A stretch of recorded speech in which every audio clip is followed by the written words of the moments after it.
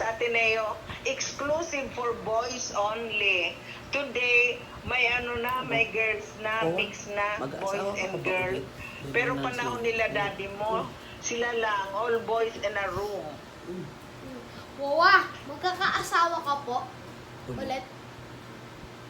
Ano po? Magkakaasawa ko po ulit? Oh no, ano ba? What a question. No, no. I'm happy now. I'm happy with all of you, with my grandchildren, especially the 4 boys in Pasig. Paano pag may nanligaw sa'yo ay maganda ka pa? Wawa, paano pag may magliligaw sa'yo, maganda ka pa? I cannot be, hindi na nonoy.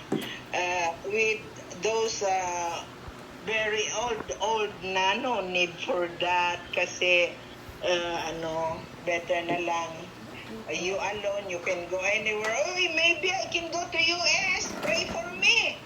Okay po. I keep the, you know what? I keep the list you gave me when you were here. You list down what do you want pasalubong if I ever go to US. Pwede po po magdagdag po. Pwede. Pwede.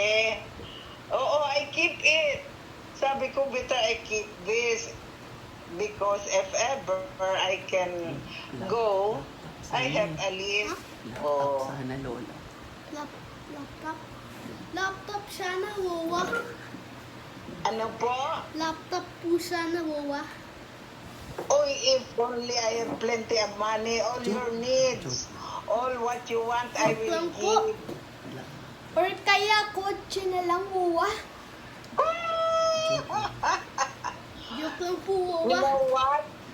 Buti nga kayo, with your age, may sasakyan na kayo.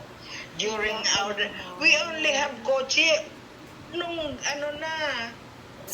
matanda na kami. Buti kayo, with your young age, sila, dear, may kotse. Sila, mami nang may kotse. Oh, Wawa. lahat kayo may kotse. Pero kami noon, walang kotse, nagkawigo lang kami. Nung matanda na kami. Wawa, sino yung pinaka-favorito mong anak? Ay, all of them, but I love Isa my lang. only son. Wawa, isa lang po pwede. Isa lang. Yun na nga, my only son. Okay po.